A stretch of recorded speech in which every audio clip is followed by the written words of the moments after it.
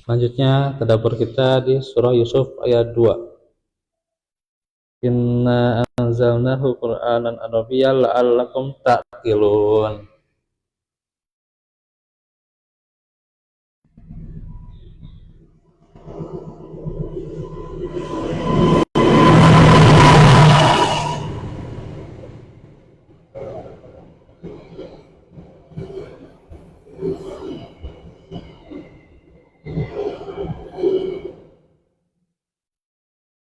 Sesungguhnya kami menurunkannya berupa Al-Quran berbahasa Arab agar kamu mengerti. Jadi Al-Quran diturunkan supaya mengerti, berarti ya dengan bahasanya bahasa Arab,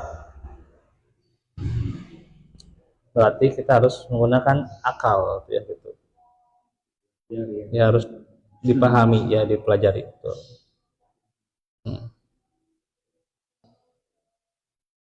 yakni mencerna makna-maknanya gitu ya, memahaminya serta mengamalkan petunjuk Al-Quran.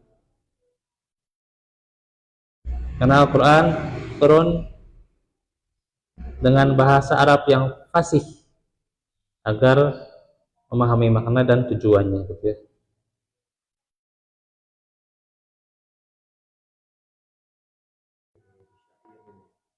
Iya.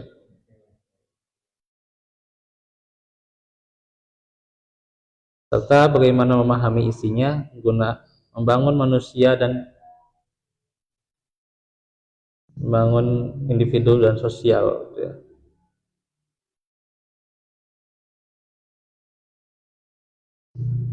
Tentunya juga dengan bahasa Arab yang paling mulia dan fasih, Al-Quran menerangkan segala yang dibutuhkan oleh manusia berupa fakta-fakta yang bermanfaat. Seluruh segi kejelasan dan terangnya Al-Quran ini tujuannya agar memahaminya, supaya memahami batasan-batasan Allah, masalah-masalah yang prinsip atau cabang-cabangnya, perintah-perintah dan larangan-larangannya. Apabila sudah memahaminya dengan dasar keyakinan dan hati-hati kalian mengetahui pengetahuan tentangnya, maka hal itu membuahkan amalan anggota tubuh. Nah itu ya. Kalau Al-Quran dipahami ya benar-benar dengan hati kita, dengan mengetahui tujuannya, kita beramal dengannya dan ketundukan hati kepadanya supaya memahaminya, yaitu agar akal-akal kalian bertambah matang. Ya akhirnya manusia itu sebenarnya kan dikasih akal, dikasih pikiran, dia itu berpikir dia berpikir. Cuman kalau manusia berbuat kesalahan atau berbuat kemaksiatan atau dosa, kan berarti dia juga tidak berpikir ya. Cuman arah pikirannya kemana gitu maksudnya gitu ya. Jadi arah pikirannya kemana gitu. Ada yang dia terbatas pemikirannya, ada kan yang memang beda-beda manusia itu ya. Ada yang Allah beri keterbatasan dalam pikiran, ada juga ya. Ada juga orang yang memang mempunyai pikiran yang normal, sempurna, tapi ya memang terbatas juga, ada juga ya gitu. Karena mungkin ya sifat atau karakternya juga gitu ya. Ada juga dia berpikirnya salah, nah gitu ya, berpikirnya salah, salah persepsi gitu ya. Nah yang harus kita hindari itu adalah yang berpikir salah ya, yang arahnya tidak benar gitu ya, ya penafsiran atau penafsiran kehidupan dalam pemikirannya tidak benar gitu ya, itu yang harus dihindari. Ya kadang kalau kita pikirannya karena karakter kita, kadang kekurangan kita, ya itu mah tidak masalah ya, tidak masalah, karena memang kekurangan orang itu kan pasti ada kekurangan-kekurangan ya gitu ya. Tugas kita mah bukan memvonis gitu ya, memvonis dia tidak mikir enggak tapi ya kita harus bagaimana melengkapi gitu ya, kita harus melengkapi yang namanya kekurangan, ya harus dilengkapi ya. Yang harusnya misalnya ban yang kempes ya harus dipompa gitu ya, gitu harus diisi ya gitu, bukan dimarahi gitu ya bannya gitu ya, yang bocor ditambal gitu. Nah itu makanya bagaimana seseorang itu menjadikan dirinya mulia dengan pikirannya, dengan akalnya diarahkan sesuai dengan syariat gitu ya. Itu yang intinya. Maka pikiran kita arahkan dengan syariat supaya bertambah matang melalui tadabbur Al-Quran ya. Pengulangan makna-makna yang mulia lebih luhur pada benak-benak kalian, yaitu senantiasa diajarkan dalam Al-Quran hingga kalian akan berada dalam perubahan suatu kondisi kepada kondisi-kondisi lainnya yang lebih tinggi dan sempurna. Karena seseorang bisa merubah dirinya, merubah kehidupannya juga, merubah jiwanya dengan menjadi orang yang lebih baik bersama Al-Quran ya. Nah pula nih bertepatan dengan bulan Ramadan juga ya, Allah menurunkan kitab yang paling mulia dengan bahasa yang paling mulia kepada Rasul paling mulia, malaikat juga paling mulia ya. Kitab paling mulia ya Al-Quran, bahasa paling mulia bahasa Arab ya. Rasul yang paling mulia Nabi Muhammad, dan malaikat yang paling mulia Jibril alaihissalam ya. Dan juga di tanah yang paling mulia, di mana? Tanah Arab ya, Mekah, Madinah. Dan awal penurunannya terjadi di bulan paling mulia ya, bulan Ramadan. Walaupun tentunya bulan Ramadan asalnya bulan yang biasa-biasa, tapi karena dia turunnya Al-Quran gitu ya di bulan Ramadan, jadi bulan yang mulia, sehinggalah sempurna dari berbagai aspek ya, berbagai segi. Oleh karena itu Allah firman ya, kami menceritakan kepadamu kisah yang paling baik melalui wahyu Al-Quran ini, yaitu pemberian wahyu kami untuk Al-Quran ini kepadamu ya.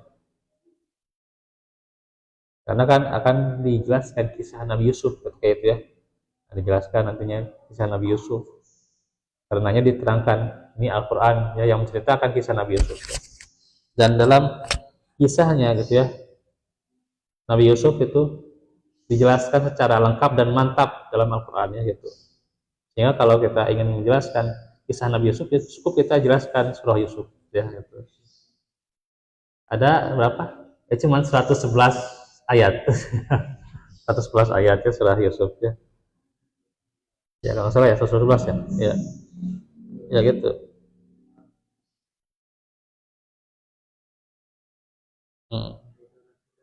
Itulah tarbiyah pendidikan yang sesungguhnya ya. Karenanya kalau kita jelaskan kisah-kisah, orang itu wah berarti ini dia hebat ya, wawasannya bagus, dia menceritakan kisah-kisah orang-orang terdahulu ya, menceritakan kisah-kisah para nabi, kisah para sahabat, kisah salafus sholih gitu ya. Dijelaskan kisah-kisah itu orang jadi lebih semangat ya gitu. Beda kalau diceritakan wahai jamaah taraweh gitu ya gitu. Allah berfirman, ya ayyuhalladzina amanu kutiba alaikumusiyam. Kata jamaah tarawihnya, saya mah sudah sering gitu ya mendengarkan kutiba alaikumusiyam. Udah tahu lah gitu. Ya, tentang saum udah tahu lah gitu, kewajibannya tentang saum, apa pembatal saum udah tahu dia itu ya. Gitu. Yang dia butuhkan itu bagaimana apa yang menggugah jiwanya gitu ya gitu. Bukan hanya tentang dia saum gitu kan gitu. Dia sudah tahu ya yang namanya fardu tentang saum gitu ya. Kewajiban pribadinya tentang saum sudah tahu ya. Maka yang kita butuhkan apa? Kisah-kisah tentang saum apa gitu ya. Misalnya saumnya para sahabat bagaimana gitu ya. Saumnya mereka yang meninggalkan bukan hanya makan minumnya, syahwatnya, tapi bagaimana meninggalkan hal-hal yang haram dan juga makruh gitu ya gitu. ada saum yang khusus ya, saum yang kemarin itu diterangkan dalam Masjid Mutakin ya, saum khawas ya gitu, artinya dia khusus, lebih khusus lagi gitu ya, artinya juga dia benar-benar gitu. Saumnya juga meninggalkan apa yang merupakan kejelekan yang bisa jadi terjadi pada dirinya. Itu kadang kan berat ya, meninggalkan keburukan-keburukan itu kadang berat ya. Makanya para sahabat benar-benar disenangi dengan namanya Al-Quran ya, disenangi, di betah gitu ya, nyaman dengan Al-Quran gitu ya gitu. Bahkan mereka siap kalau mereka belajar ya sejam 2 jam ya, gitu. Betah dengan Al-Quran ya. Kita kalau tahsin ya, tahsin aja sejam udah ngantuk ya. Jangankan sejam ya, baca 2 lembar aja udah kayak gimana ngantuknya ya. Tapi para sahabat radhiyallahu anhum, mereka luar biasa semangatnya dalam belajar Al-Quran. Jadi saumnya juga ya, khawas, benar-benar menghindarkan apa yang buruk, menghindarkan kekejian, menghindarkan kemungkaran, benar-benar mulai dari hatinya gitu ya gitu. Itu jiwa orang yang benar-benar dijaga dengan saumnya juga ya gitu. Bukan hanya menahan lapar dan dahaga ya. Bukan hanya Ramadannya itu numpang lewat ya, dia numpang lewat Ramadan, udah selesai Ramadan ya nggak menghasilkan apa-apa. Nah, makanya kita harus senantiasa ya kita mengamalkan. Nah, diantaranya kan kita tergugah juga kisah-kisah para nabi, kisah-kisah orang soleh, dengan senantiasa kita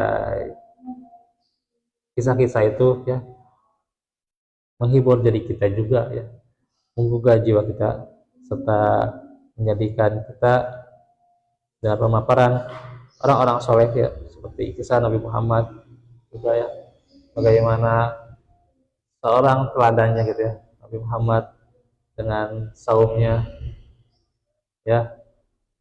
Nabi Muhammad juga senantiasa baik juga pada keluarganya, dan itu yang jadi dalil juga, serta bagaimana Nabi Muhammad rutin dengan saumnya. Nabi juga orang yang dermawan juga ya, dengan sedekahnya gitu ya. Kita ceritakan kayak gitu ya, Nabi Muhammad dermawan dengan sedekahnya, apalagi lebih dermawan di bulan Ramadan ya. Nah itu ya luar biasa, bagaikan angin yang berhembus ya gitu. Masya Allah ya. Ya, itulah yang senantiasa kita sisipkan, karena kisah-kisah itu kan menghibur, menggugah jiwa, menenangkan ya, tentram hati gitu, gitu. Karenanya kan saya juga diajarkan ya bagaimana menyampaikan kultum tarawih ya dengan kisah-kisah gitu ya gitu, diantaranya ya ya berkenaan dengan apa yang dijelaskan, juga tema-tema yang dijelaskan dalam apa yang disampaikan dalam kultumnya gitu ya. Maka kan ini hikmahnya Al-Quran luar biasa ya, dengan menjelaskan kisah-kisah untuk menguatkan hati dan menjadi pelajaran ya.